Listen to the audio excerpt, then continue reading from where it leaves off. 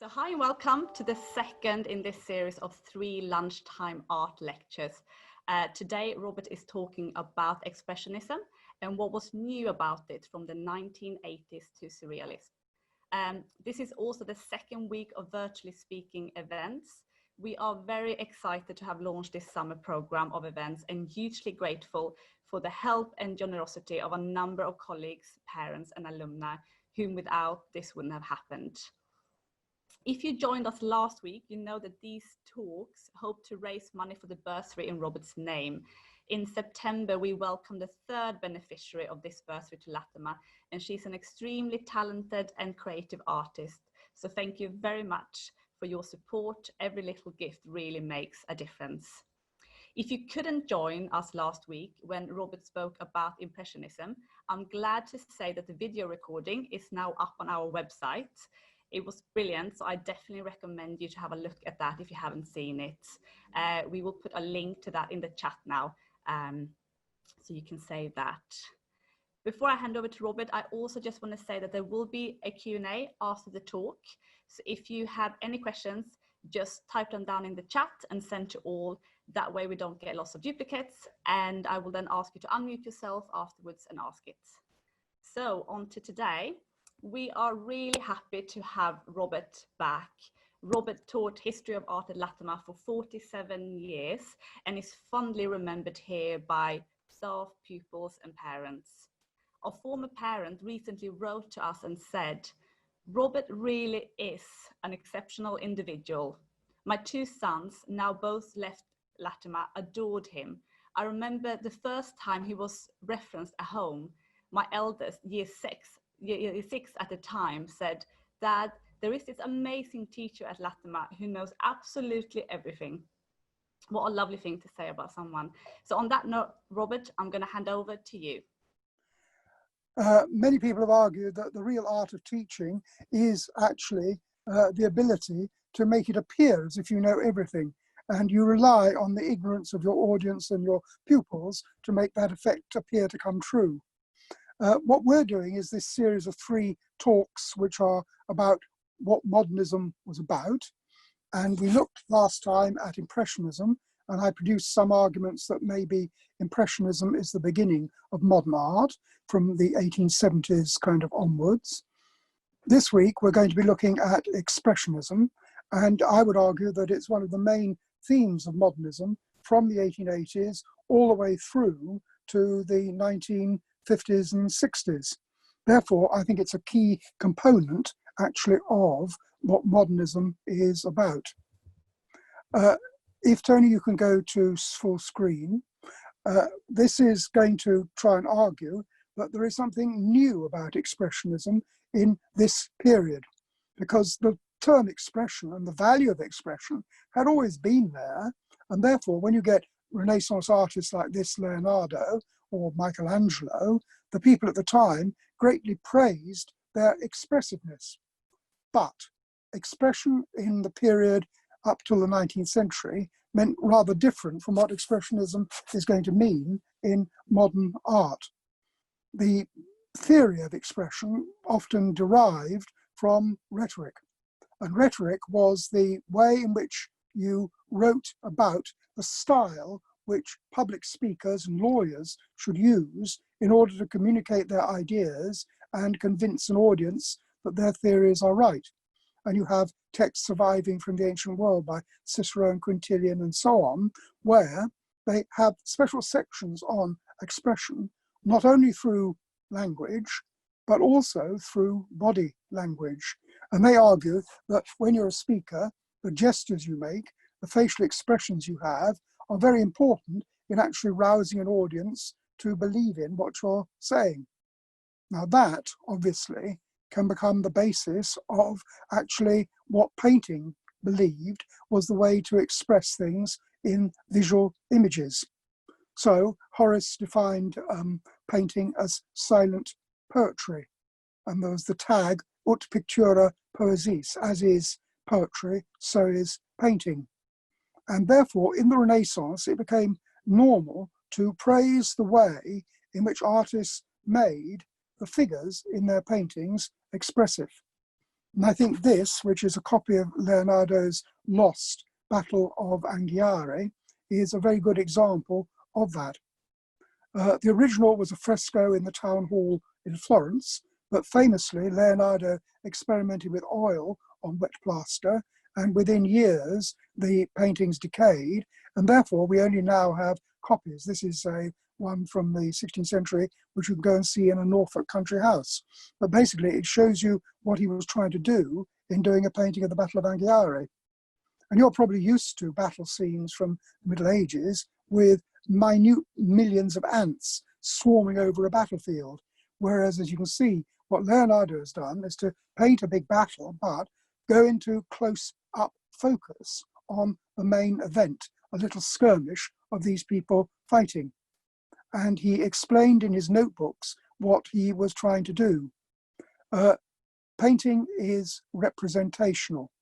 And if you think of what the word representational means, represent means be present again at something. And therefore, he wrote about how he wanted people to feel that they were actually in or at a battle. So we're in close-up, we're in amongst the horses and the weapons and the violence. And if you look at the face of the central warrior in the original Leonardo drawing, which is original as opposed to this, which is the copy. If Tony, you can show the drawing, there we are. If you look at that, that's the original Leonardo. Look at how incredibly expressive it actually is. He's capturing a moment where the central warrior is about to kill someone, but is himself about to be killed. And I've always thought that if you looked at the eyes and the opening of the mouth, you could see the kind of energy of anger of the man about to kill someone. But at the same time, if you look into the eyes and you look into the open mouth, I think you can actually see the fear as well. And therefore, expression in Renaissance art meant showing the expression of the feelings and emotions of the characters in the story. And therefore, you have these artists like Leonardo and Michelangelo and so on, and Caravaggio, who make incredibly expressive pictures, but this is not the same as the expressionism of the 1880s and the 1890s. In the 1890s, there was an Italian criminologist called Cesare Lombroso, who wrote books about criminal behavior, who believed in evolution and degeneration. And in his books, he wrote about how painting had changed. Painting was no longer, he said, about representing the outer world. He said that painting had come to represent what was inside the artist's head and mind and psychology. And therefore, I would claim that this is what is new about the expressionism of the 19th century onwards. It becomes personal expression. Now, you can make a case for saying that expressionism links into Romanticism. Romanticism is often about the rejection of calm 18th century reason and rationality and wanting to display emotion. It is also about expressing your own emotions. So if you think of poetry, Keats talked of over a life of sensations rather than thoughts. So he rejects the rational and in his sensuous imagery tries to represent sensations that he felt. If you think of Wordsworth, Wordsworth has this incredibly personal relationship with the landscape, and in his best poetry, he describes the emotions that landscape and nature around him created. Whereas if you're Lord Byron, then you express passionately all the different love affairs that you had. So therefore, romantic poetry was about yourself. If you think of music, if you think of Beethoven, and you think of Beethoven's Heroica, then what you've got is Beethoven trying to create, in musical terms, the violent emotions he felt at looking at the successes of Napoleon and the way in which the old was being rushed out by the new in Napoleon's conquests. And of course, therefore, if you look at romantic painting, that is again very personal. If you think of Turner, then you can see how much of himself he puts into the paintings he does of landscapes and the extent to which they actually represent his emotional mood and become ways of representing his own feelings in his painting. And if you look at French romantics like Heroica and Delacroix, their romanticism consists of taking really dramatic emotional scenes of life and death and love and painting them in ways that are freer and are expressing more of the emotions they felt. Therefore, you could argue that Romanticism was something that brought Expressionism into play. But I think that the real Expressionist movement actually begins in the 1880s. So if we can go to the Van Gogh, you have obviously here, you're not showing the whole picture, I don't think, at the moment. Yes, there we are. If we will remember the Van Gogh, we discussed post-Impressionism last week, and you could produce an argument that this is an Impressionist painting of a windy day in Provence. But as you know, we talked about how Van Gogh in his letters wrote about volcanoes of emotion coming out and being expressed in the way that he painted his painting. So I argued that really Van Gogh is more of an expressionist than an impressionist. And if you look at Gauguin, you look at the way in which he did use impressionist technique to show the extra brilliant bright colors of the landscape in Tahiti, but how, as you remember, he wrote about how he was using color in a completely different way. The Impressionists said that color is actually representing light, which is all that your eye sees. Whereas in his letters, Gauguin wrote about how he chose his colors by what he felt. And then he's organized them, as we were talking about, into these bands and patterns. Therefore, again, I think that you would probably be able to make a case for Gauguin being really more of an expressionist than an impressionist. By the 1890s, expressionism is the name that critics give to lots of the art that is produced in that period. And one of the most obvious and most brilliant of the expressionist painters of the 1890s is going to be Eduard Monk. And if you look at how his style developed, this is early Monk, this is about 1877, and it represents a key moment in his life. His mother had died of tuberculosis, and this is his 17-year-old sister dying of tuberculosis in her bed. And what he did in 1877 was to express his feelings of sadness about the death of his sister in basically what are conventional ways. You have a semi-realistic scene in a bedroom, and what he tries to do is to create the emotions that he felt at watching his sister die so horribly of TB, is use body language of the figures. So the mother is a hunched black blob. Her hand is reaching out to the child who is dying. The child is so weak that she can only lie back in the bed and rest her head on the pillow. And you have this curious red hair, which is almost like the red of the blood that she is coughing up, and that looks as though it is on her mother's hand. And if you look at the lithograph print that he produced, I think you can see even more how effective this kind of emotional expressiveness is. I think that that face is incredibly delicately drawn by silhouette and chiaroscuro, and by the softness of the lithographic stone, creating these kind of dynamic visual effects. And hopefully you were lucky enough to go to the exhibition a year ago at the British Museum, where you could see the originals of this print. But this is conventional expression. It's expression of grief at the death of a sister. But in the 1890s, he develops new ways of expression which become more personal. There was a movement around in the 1880s for symbolist poetry, and it also appears in the art in Paris in the 1890s. And Monk had moved from Norway and mostly was working in Paris and Berlin in the 1890s, and therefore takes up the ideas of the symbolist movement. And you could call this, I would argue, a symbolist painting because it's given an abstract title. It's called Ashes, painted in about 1894. And it grows out of a famous love affair that he had, where he was having a love affair with, I think it was a cousin's wife. He had been brought up as a strict Protestant, brought up with notions of linking sex to guilt and to death. And therefore, when the affair is happening, he is under severe criticism from his family. He's living a bohemian lifestyle in Paris. And he has this wild woman to deal with because she literally is confronting us and him, because you can see her actually posing frontal. She's not a proper lady because she's in a state of undress, in underwear, exposing flesh, but she's in no way ashamed of doing this because she is frontal and facing us.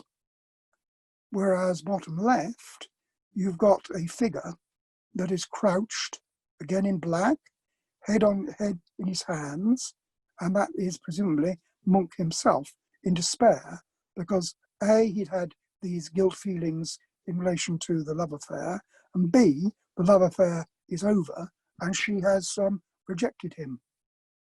And then if you look at the sort of frame that goes along the front, a sort of shelf, do you see those strange sort of black blobs? And those black blobs are ashes. And what he's done is to try and put into symbolic terms the emotions he felt about the failed love affair, so that she is a figure representing the emotions that he felt when he saw her confront him. He shows himself crouched and anxious, and then he has the ashes, and he wrote about how the fire of love had burnt, but had burnt out and left only ashes, as in this painting. But arguably, the most famous of his expressionist images is going to be the screen. And this, I would argue, is a completely new kind of expressionism. This is, I think, deeply personal. You have to, first of all, overcome a slight confusion that people have. People often look at the face in the center and think that this is actually the screen that is mentioned in the title, but it isn't, because Monk left lots of diaries, and he says that the inspiration from this was that he was walking along a fjord at dusk, and what he heard was some kind of unearthly scream, a fox or something like that, presumably. And then when he heard the scream, then you can see the figure in the center is actually covering ears and so on, because they're so horrified by the scream. And Monk suffered from mental illness. By the late 1890s, he had 2 times when he went into a mental hospital because he was presumably what would nowadays be called bipolar and was suffering from extreme depression. And I think that this is what this painting is about. There have been people who claim that the strange colours in the sky of the sunset are because of the explosion of the volcano in the Pacific, which had created dust clouds in the sky, and that there were real, actual colour skies at sunset like this in the 1890s in the Northern Hemisphere. But I don't think that's right. I think that this actually is about himself, an expression, and it has become an image, hasn't it, of depression, which hangs in so many different people's rooms while they can endure it and bear it. Therefore, you've just seen how Monk develops in the 1890s this new aim of expressing himself and his own personal emotions in his art. Now, not all expressionist art in this period is going to be anxiety-ridden. The expressionist movement travelled all the way through Europe. And if you go to Paris in 1905, there was a group of artists who created sensation in the Autumn Salon by exhibiting works that one of the critics called fauve, which is the French for wild beast, because Matisse and Derain and Vlaminck and others had been in Collioure in the summer of 1905, and they had gone down to the Mediterranean and they had painted in what they believed was a new expressionist kind of style. And there's a whole series of wonderful paintings of Collioure, the village by the sea, which you can find easily if you do a Google search. And this one is one of the best, I think. And you can see this in the Hermitage in Moscow, in St. Petersburg. And Fauvism was obviously growing out of and had a background in the work of Impressionism, because the brushwork is very free. This is not a topographical detailed picture as you'd have had in the early 19th century of Fisher Village. You can see the dashes of paint and so on. And therefore you could think that this was actually to do with Impressionism. But again, I don't think it is. Because if you start looking at what they're really doing, you can see how there is this strange use of colour. It's very difficult to work out what the bottom right red field actually is. Some people have argued to me that the soil down there is volcanic and red. Others have argued that it's a poppy field.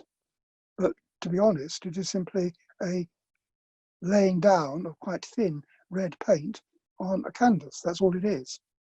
And then if you look at the houses, you can see that you'd expect them to have these kind of multicolored walls or white walls. But do you see how they deliberately have this color, like on the right? How many purple houses were there in Collioure, a real fisher village, at that time? And it's purple because you have the intense red field below it, and then above it, the inlet of the sea is this intense blue. And then the purple of the house is picked up in the cliffs at the background of the picture. And therefore, it's got a completely new and different use of colour. And again, if you go to Matisse's letters, you can find out what they actually thought they were doing and why. He said that he chose his colours according to how he felt. It was often very hot down on the Mediterranean, and therefore his paintings at this period are often full of very hot colours.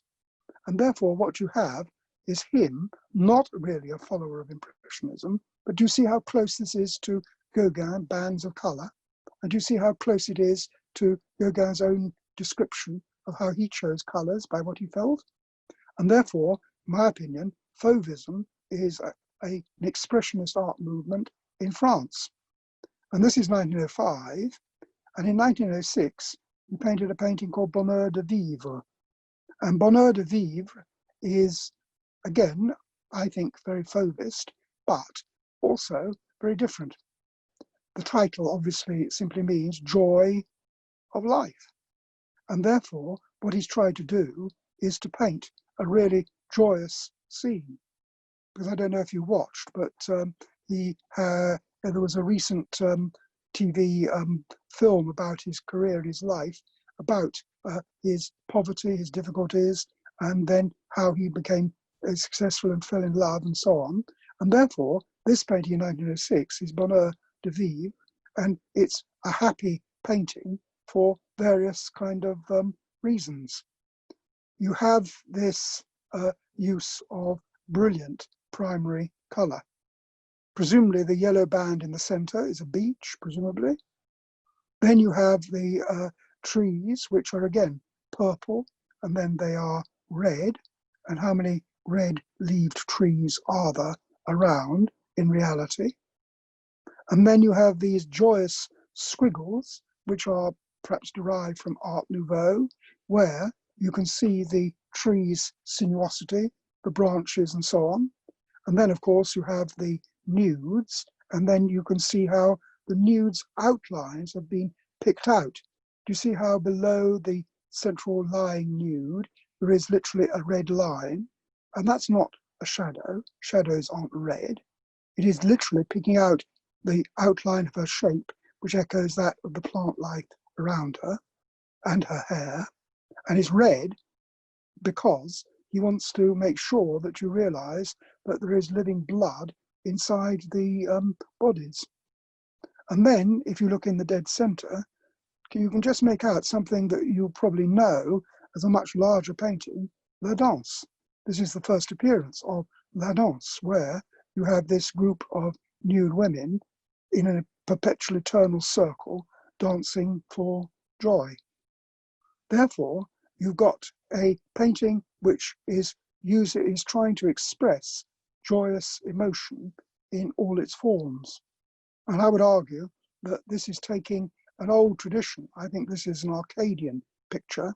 You know how Giorgione and the Venetians had developed a mythical land of Arcady, where, like the shepherd on the right, with his flock and so on, where nude ladies lie around. And therefore he's taken the Arcadian theme as a myth, but he's then turned it into a modern expression of the joy of life. So French Expressionism was linked to the Fauves. If you went to Germany, you would have in 1906 seen exhibitions by Die Brücke. And Die Brücke were an expressionist group which was going to be about, again, trying to express lots of emotions of joy. And German Expressionism has a long life and a big development in modern art. In 1906, a lot of the art is joyous, and a lot of the art is actually about nudism, the new life reform, that way of life, primitivism, getting back to pure emotions and so on. Whereas after the First World War, as you probably know, German Expressionism in the 1920s becomes very satirical, ironic, and often horrific. Therefore, German Expressionism expresses the ideas of the time. And my personal favorite in German Expressionist painting is going to be this group, their Blaue Reiter, which were in Munich, in about 1912. And what you've got here is the cover for their almanac or manifesto that they produced, where they tried to explain what actually they were trying to do. And I don't know if you can easily make it out, but this is a design, a woodcut by Kandinsky, and it actually represents St. George and the dragon. So you've got the horse ring up, got St. George in the center, and then the left-hand zigzag column is actually the dragon. And my favorite painter in the Blue Rider group is going to be Franz Marc. And if you look at his blue horse, this again seems to me to be an example of Expressionism in Germany taking on a particular form. Critics at the time approached him and criticized his paintings and said that horses aren't blue. And his reply was that which had been developed by lots of the Expressionist artists, where he then said, this is not a blue horse, this is a painting of a blue horse. And therefore, in the painting, you are free to actually paint what you want to paint because of what you feel. You can see, when you look at it, that Munich was an art centre which knew a lot about what was going on in the contemporary art world. There were lots of periodicals that were produced in Munich. There was colour reproduction, and therefore they knew all about the Fauves. And I would argue that this is actually a Fauvist kind of painting, and he wouldn't have painted it like this but for Fauvism, because Fauvism didn't say you had to paint colours according to what you saw or what is actually there. But I think that the achievement of Franz Marc in this painting links to something else that was going on in Munich at this time. There was a group of writers and philosophers in Munich in the 1890s called the Cosmic Circle. And what they did, no, stay on the Blue Rider. What they did was to produce works of art, books, which argued for an occult philosophy, where they believed that there were forces within the universe that basically gave it life. Now, this is partly biological, because you've got the new interest in biology since Darwin and animal life and so on, but it was also cult in the sense that its main protagonists had actually belief in divine inspiration and in things beyond the ordinary world. Its main theorist was a writer called Alfred Schüler, but you might have come across the other person who was a friend or enemy of Schüler's, who is Stefan George. And Stefan George's poetry is full of the ideas of these Munich cosmologists. And what they argued was that there is a life force in the universe, and that beyond the material, physical, ordinary bourgeois world, what you needed to cultivate was the life force within you. And they had lots of metaphors for what the life force was. There's in their writing a lot of electrical imagery, where it is literally electricity, things like X-rays, which were discovered, which are therefore showing you the hidden life within the person. But Schüller's theories were also based around belief in spirit in blood, where there was a life force in nature which actually gave energy to everything and everybody. And this life force was literally in the sap of plants, it was in the blood of animals, and then of course it's shared in the blood and bodies of humans as well. And therefore, this painting, I would argue, is an expression of mystical belief. Kandinsky at this point, who was in the Blue Rider group, had just written a book on the spiritual in art. And what he therefore, Mark, was trying to do was to show this unifying life force that is in everything. So the horse itself is poised and still, but you can see from its pose and its muscles how full of life it actually is. And it's a life that it shares literally with the universe. Because if you start looking at what he's done with shapes, you can see how the horse's mane and neck echo the shape of the plant that you have bottom right in the picture. And then if you look at the horse's buttocks, you can again see how there is this curve which recurs everywhere in the landscape, in the mountain, in the sky. And therefore, by actually use of these shapes, he is trying to show, in my opinion, the unity that he felt with nature. And this is not just surmise, because in his letters he wrote about how he deliberately chose colours as symbols of things. The blues are often meant to be spiritual. And then he also talked about the reds being definitely linked to blood as a life force. And therefore, in my opinion, his achievement in this painting is to express his own feelings about the unity of the cosmos and the universe, the links between himself as a man and nature and animal life. And I think the thing that achieves this is how he uses colour. Because you have a blue horse. You have top right, bright blue, presumably sky. Bottom right, you have this pool of red from which the plant grows. And then in the centre, do you see how you have this incredible purple colour, almost exactly the same as the kind of purples that we saw in Matisse's view of coulure.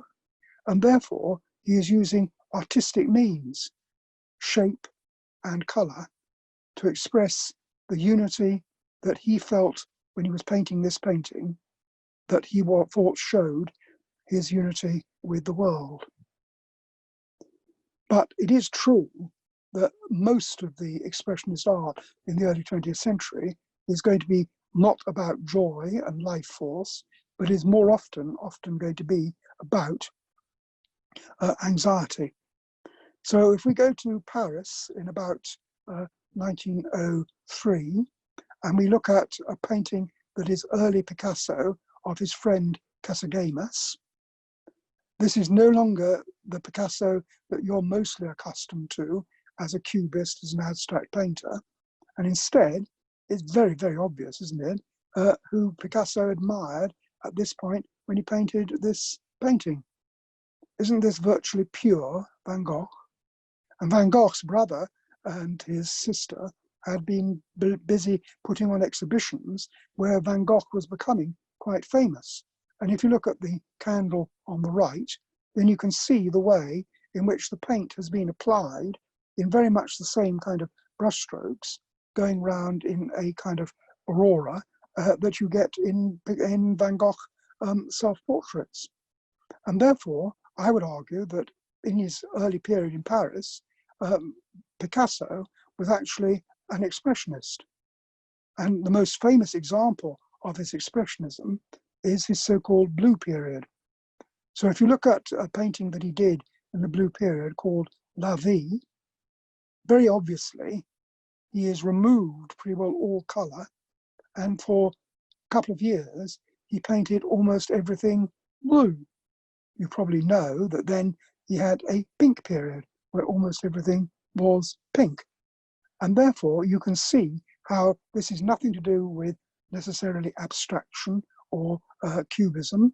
This is instead simply following up and developing his own form of expressionist art. And he uses the brushwork of Van Gogh. He uses things as symbols, as we shall see, and then he uses colour to express emotion. And what were these emotions actually about?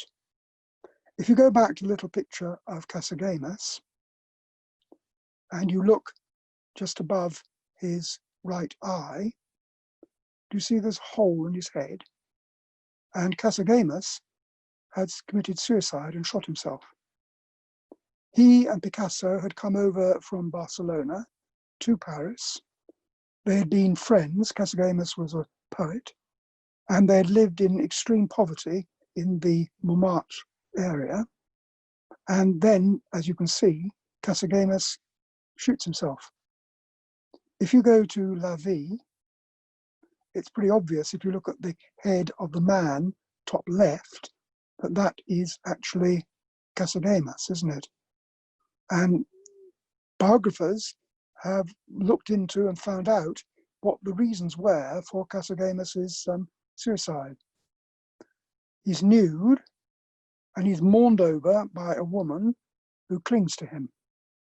But they think that probably Casagemas had found a girlfriend, a mistress, but actually he was impotent with her. Therefore, on the studio wall in the background, you have a loving couple embracing, and then Casagemas points to a kind of Madonna figure of mother and baby child, which he was implying that he was never going to actually have. And therefore, this is probably an allegory about his sexual difficulties with his mistress. But it was in fact actually much more complicated than that. Because if you look at the drawing on the right, which is a preparatory sketch, you can see most of the elements are there. But if you look at the nude figure embraced by the woman, and if you look at the face, and then look back to the face of Casagemas in the final painting, do you see it's not the same shape of face at all? Casagemas was long and thin. This is broader and thicker face, isn't it? And it's thought that this is actually the face of Picasso. And then in the final painting, he turned it into the face of Casagemas. And what does the drawing imply? It is thought that probably Picasso was having sex with Casagemas' mistress, who he couldn't have sex with. And therefore, presumably, Picasso had enormously strong feelings of guilt about the suicide of his closest friend, Casagemas. And therefore, he goes into a period of melancholy, and blue is a colour that easily links to melancholy. This was the period when French Paris was beginning to hear about jazz from America and the music of the blues. And Picasso's friend Apollinaire wrote about how the blue paintings were actually the blue of sadness at his involvement in the death of Casagemas. So therefore, a lot of Expressionism is about anxiety, and this is particularly true of Expressionism in Vienna. In Vienna, in the early 1900s, Schiele was beginning to paint a lot of self-portraits of himself. And this is an example of the kind of self-portrait that he was painting. Now, to be in Vienna around 1900 and just after was very exciting. You were in a city that was still immensely wealthy, but still had lots of very aristocratic and wealthy art collectors. but was the head of a decaying Holy Roman Empire that was already visibly collapsing, in a city where there were lots of social anxieties about the rise of socialism or the threat of the Jews, where therefore it was very politically dynamic. And also, of course, it was the city which we know about because of the writings of its psychologist. Sigmund Freud was working in Vienna in the 1890s through to the 1930s. And Freud gives you a good picture of what Vienna was like in terms of people's psychological states. His technique, as you know, was to try and get people to talk a lot and tell him about the things that had happened to them in their childhood, the things that were happening to them now. And as you know, famously, from studying his Viennese patients, he came to the conclusion that a lot of the problems that people had were going to do with and about their sexuality. And he was writing about, as you know, in his book on dreams in 1900, the way in which actually repression played a big role in people's lives. Vienna was often avant-garde in its art. This is the time of the Vienna secession, and Schiller rejected the academy and joined the secession. But at the same time that it was radical and progressive, it was actually dominated by an aristocratic and bourgeois culture, Roman Catholic, and very prim and proper in its morality. You might have been watching on television a series called Vienna Blood, which is setting stories of crime and murder in Vienna, where lots of themes in those stories were about people turning to murder and violence because of the ways in which they were being repressed by religion and the military and politics and anti-Semitism at that time. Therefore, it's not surprising that you get a lot of expressionist artists producing fantastic work in Vienna at this period. Klimt began as an academic painter, but by 1900, he was producing works which were very much in a new expressionist kind of style. Oskar Kokoschka was in Vienna at this period, and again was developing oil painting that expressed his own feelings. And they had a place to exhibit because there was the Vienna secession, which encouraged innovation in painting and design, and where Egon Schiele was able to exhibit his works. And lots of artists over the centuries have specialized in doing self-portraits. You could easily argue that really there is plenty of self-expression in the self-portraits of people like Dürer and of Titian and of Rembrandt. But it becomes a kind of speciality in the 20th century, and it is an obsession of Egon Schieler's. No, stay on the previous one. If you look at this portrait, this is relatively a conventional portrait of Schiller. You can see in the background quite a pretty Art Nouveau, Vienna secession kind of, what, presumably wallpaper or something, those plants. Then you've got a fairly realistic painting, which is of him slightly turning away from us, him slightly turning towards us and staring at us. And then the thing that makes it Schiller is the way in which he applies the paint and the kind of angularity of lines that he uses. But this would be not really viewed as anything very extreme and very different from what other Viennese artists were doing. Whereas Egon Schiele carries expression to a whole new level because he doesn't only do self-portraits of his face and the emotions that that might express, he also does a whole series of self-portraits which are himself nude and virtually his whole body. So if you look at this, you're looking at, again, a self-portrait. But again, what you're looking at is a self-portrait that is incredibly personalized. This is Schiller's own self-image. What does he think of himself? He thinks of himself as incredibly ugly, as incredibly grotesque, as distorted, distended. emaciated. And then you use his pose to be somewhat different from the kind of classical images of how the human body expresses beauty, and how in the way in which the body in Greek art or in High Renaissance Raphael is showing grace and beauty. And this, on the other hand, is expressing ugliness and extreme self-disgust. And I think the most disgusted self-image he ever did shows him somehow footless.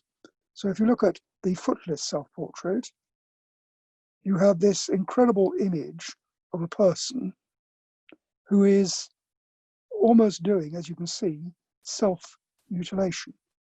These images are images of self-harm as a way of actually expressing what he feels about himself. So that literally you have apparently feet cut off, you have arms twisted or cut, then you have the body reduced to almost a skeleton, then you have the body painted in this curious, strange, anemic yellow, which looks sickly and diseased. And therefore, he has this incredible self-image of himself as somebody who is... And again, if you went and looked up the biographies of him, you'd find it very easy to find out what sort of things in this early part of his career were actually disturbing him. He, at around this period, had found a girlfriend, a mistress, age 17. He left Vienna and went and lived in relatively rural villages.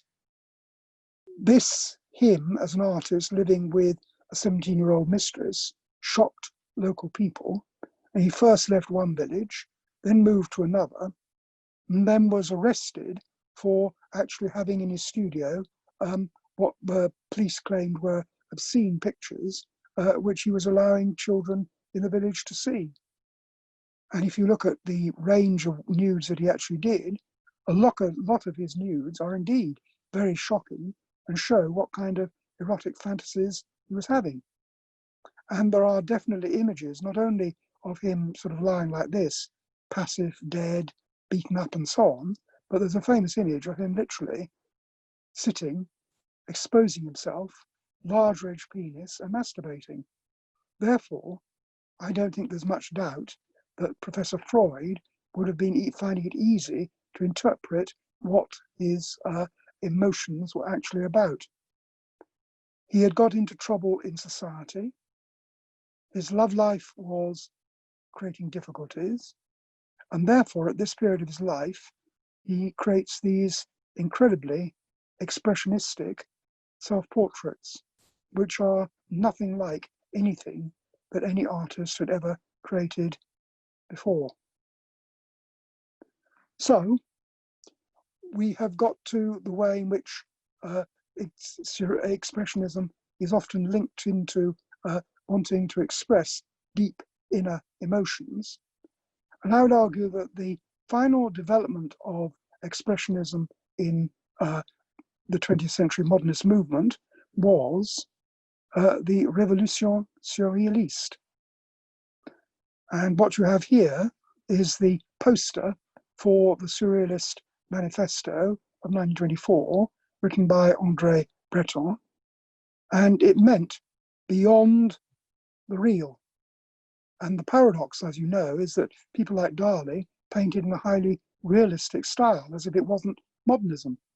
But the paintings are aimed to go beyond the real, and they took a lot of their ideas from Sigmund Freud, who argued that the real reality was the inner reality of what was going on inside yourself.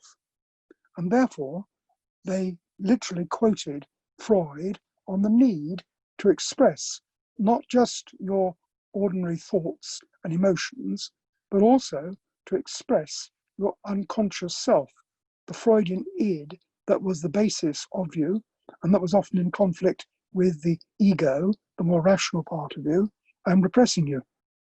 And therefore, surrealist painting, in my opinion, is a final development of modernist expression.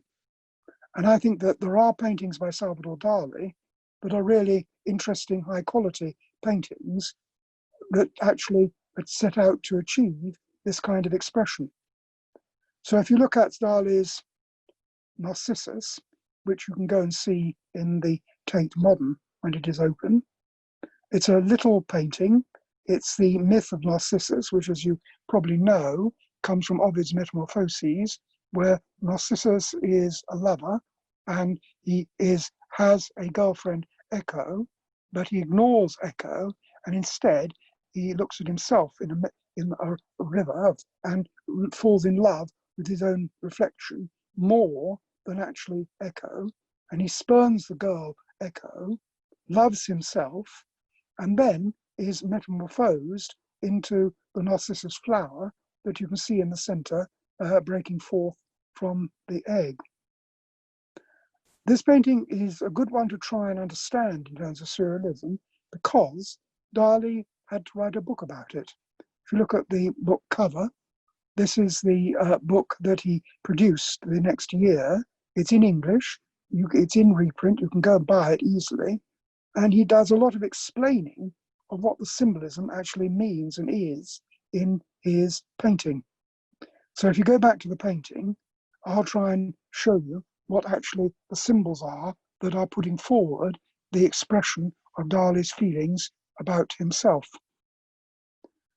Narcissus was a myth, but Narcissism is a psychological concept that was developed by Freud about the perils in your sexual development of falling in love with yourself.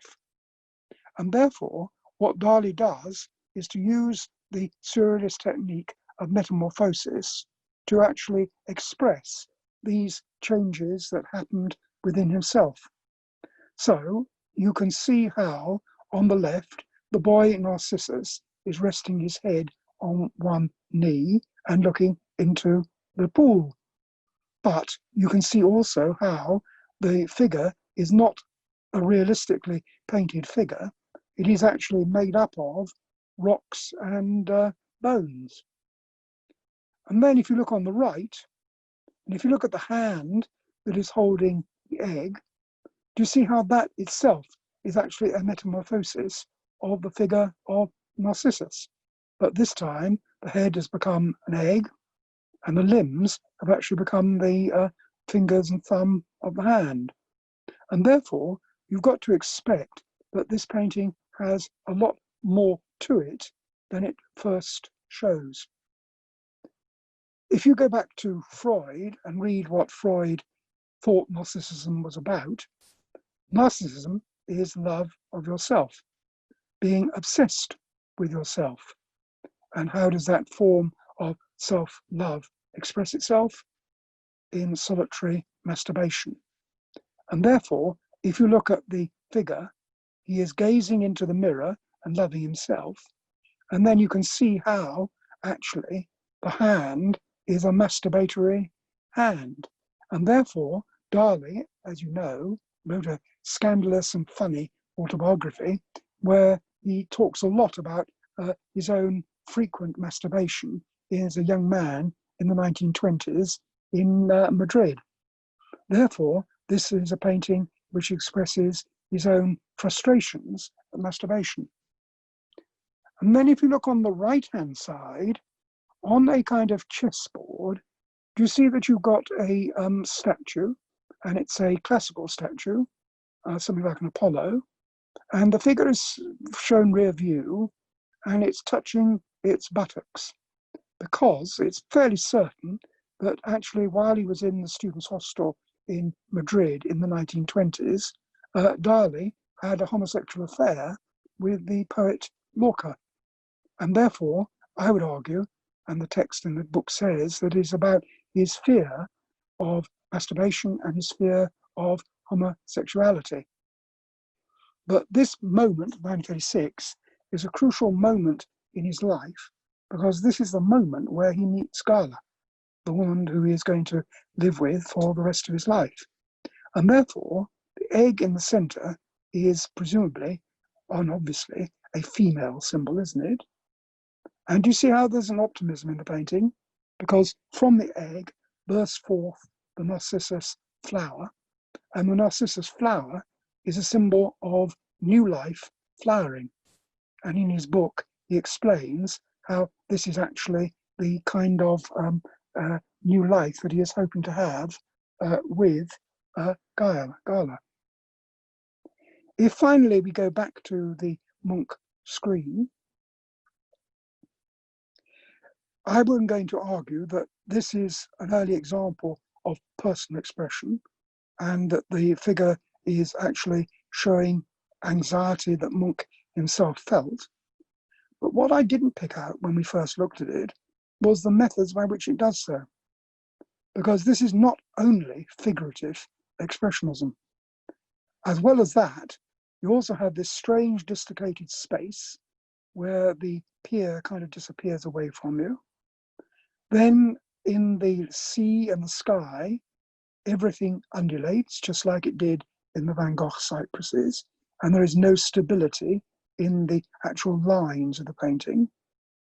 And then you have this choice of colours, which are, in my opinion, nothing to do with a beautiful sunset created by volcanic ash, but are instead colours which represent blood, which was his sister dying, and then this very sickly, anemic yellow that we've also seen on Sheila's stomach in that self-portrait. And therefore, Expressionism not only took the traditional rhetoric of figurative expression to express yourself, but it also began to develop new abstract ways of expression.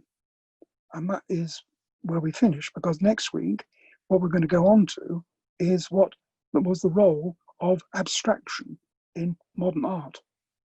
So see if you've got any questions you'd like to ask. Robert, you mentioned the use of color, and I posed a question earlier if there was any relationship between the Expressionists and Goethe's theory of color, and then also they were infusing their work with spiritual metaphors, and if they had any... Sorry, let me yes, I'm going to agree with you completely. Steiner's anthroposophy. I'm going to agree with you completely. Goethe is obviously linked into Romanticism and self-expression. Goethe's colour theory was originally based on his interest in science and optics, but at the same time, he also definitely believed in the expressive power of colours. So I would accept entirely that that is a good early example of expressionist colour theory. And Steiner? Did Steiner influence their Steiner is around at exactly the same time. I think that Theosophy, in its earlier forms, has a bigger influence because you can link Mondrian and Kandinsky directly to Theosophy, and it's to Theosophy rather than Steiner that they're actually reading. So I think it's the influence of Theosophy more than Steiner. Steiner. Okay. And my second question is, in the Dali picture, is it Narcissism or Narcissus? What's it titled? It's a painting called Narcissus. Narcissus. Just beyond the statue, there's another image in the mountains. It looks like a hand and an egg. That is the third time that there is a metamorphosis. The figure of the man metamorphoses in the hand, and then there's that little rock dolmen or whatever it is up in the mountain that is a third metamorphosis. Well spotted. Yeah, because it was a bit blurred in the image, so I couldn't really tell. Yes, it's definitely there. All right, thank you. Thank you. Fantastic. Martin, did you have a question as well for Robert? No, I think it was a similar thing about Theosophy, kind of how, you know, the possible influence of Theosophy with Kandinsky, I think, as Robert said. I actually thought it was very interesting to kind of hear about different facets of Expressionism. I mean, one other thing I was thinking, Robert, is this idea that kind of maybe, I mean, this might be a bit stereotypical of kind of parts of Europe, but I wonder what you think about the idea whether the Northern European Expressionism is often considered to be more kind of troubled or less at home in the world or something like that than something like Fauvism. I just wonder if you have any thoughts about that. You can definitely make a case for saying that the pagan Mediterranean was a kind of northern ideal of a freer kind of life. I think that is generally true, but I think that it's misleading in Expressionism to say that, because if you go to the Futurists, the Italian Expressionists, there are plenty of troubled pictures in their work as well. So and if you look at De Chirico and so on, I think that De Chirico is a kind of surrealist painter, and again, often expresses emotional anxiety. So I agree partly, but it's, I think, too much of a generalization.